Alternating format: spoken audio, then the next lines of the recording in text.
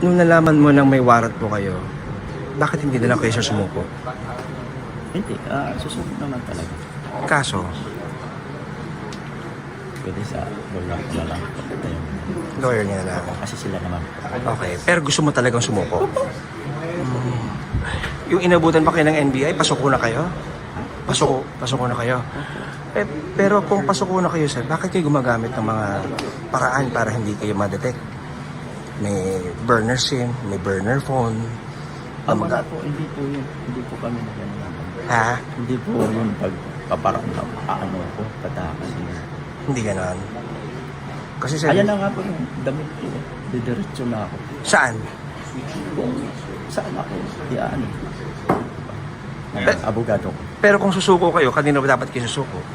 Tapos ang attorney ko po ang ano sa akin. Attorney nyo. Siya na lang po ang bahala daw. Okay. Anong pakiramdam nyo, sir? Ito, nandidiin po kayo dito sa flood control. Wala naman. Kasi wala naman akong ginawang masama po. Ginawa ko lang naman po yung trabaho. Okay.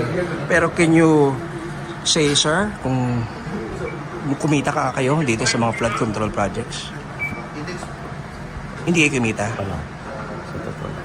Wala kayong nakikitang mali nyo ginawa? Wala po. Inosente po kayo?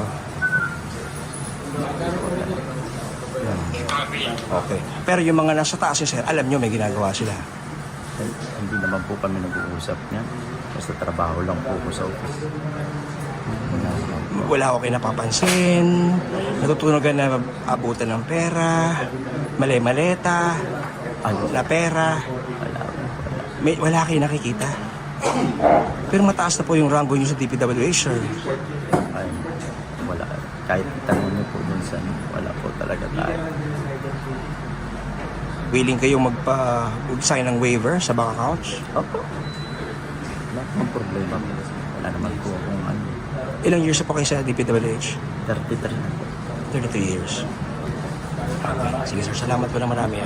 Thank you rin po. Sana tulungan niyo rin kami in another way.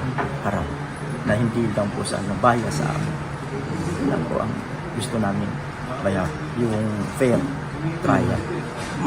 Tsaka fair na pagtingin sa tao. Opo. Kasi nagtatrabaho lang naman din kami.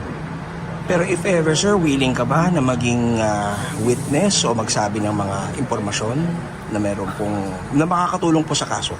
Wala po. Sa totoo lang, wala po talaga ano dyan sa mga ganyan ng mga investigation. So, malinis ka, sir, ang claim mo? Wala kang ginagawang kahit anong kasalanan, sir? Kahit wala po talaga. Hindi naman, wala namang maniniwala sa akin. Pero bahala na po.